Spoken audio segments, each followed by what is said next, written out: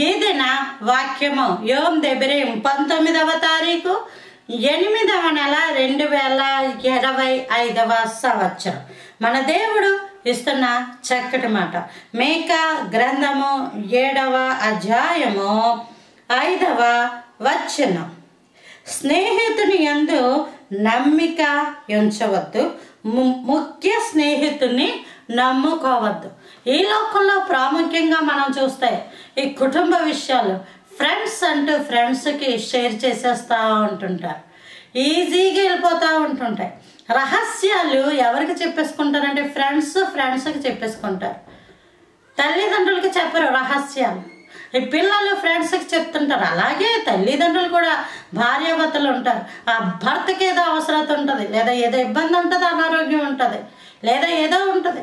అది పట్టుకి ఎవరు చెప్తారు? ఫ్రెండ్స్ని తీసుకుని హాస్పిటల్కి వెళ్ళి చూపించేసుకుంటున్న వాళ్ళు ఉంటుంటారు చాలా.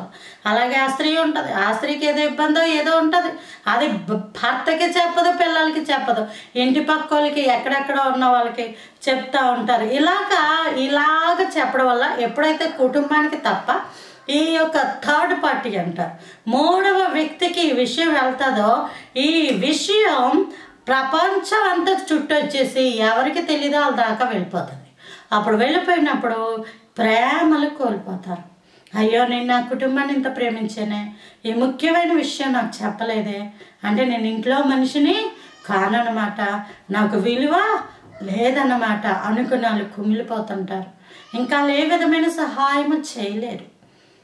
కాబట్టి మొట్టమొదట నీకు ఆనందం వచ్చినా సంతోషం వచ్చినా ఏది ఏమైనా ఫస్ట్ ప్రిఫరెన్స్ దేవుడు. ముఖ్యమైన ప్రాధాన్యత ఇచ్చేది దేవునికి. దేవుని తర్వాత నీ కుటుంబం, నీ భార్య కావచ్చు, నీ పిల్లలు కావచ్చు, వాళ్ళకి వచ్చి నీ బాధ చెప్పుకోవాలి, నీ ఆనందం చెప్పుకోవాలి, నీ సంతోషం చెప్పుకోవాలి, నీ అవమానం చెప్పుకోవాలి, అవి వాళ్ళకి పంచుకోవాలి. ఒకవేళ వాళ్ళు దేవుళ్ళో సరిగా లేరు అనుకోండి, ప్రార్థనా మందిరంలోకి వెళ్ళిపోయి నిన్ను ప్రేమించే ప్రార్థనాపరులు, ఆత్మ సంబంధమైన వాళ్ళు, సంఘ కాపరీస్ లేదా సంఘంలో ఉన్న పాస్టమ్ గారు వాళ్ళకి ఆ విషయాలు చెప్పుకున్నప్పుడు అవి ఆదరించబడతాయి. అంతేగాని చాలామంది కుటుంబ విషయాలు, రహస్యాలు, సీక్రెట్స్ పట్టుకెళ్ళి వాళ్ళకి చెప్పేస్తారు.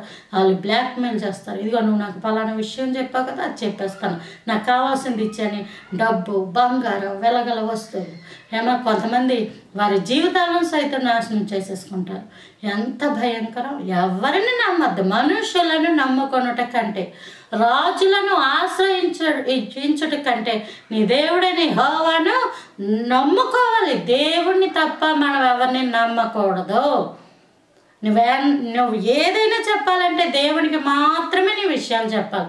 అప్పుడు దేవుడు మిమ్మల్ని దీవించును గాక. Praise the Lord. ఆమేన్.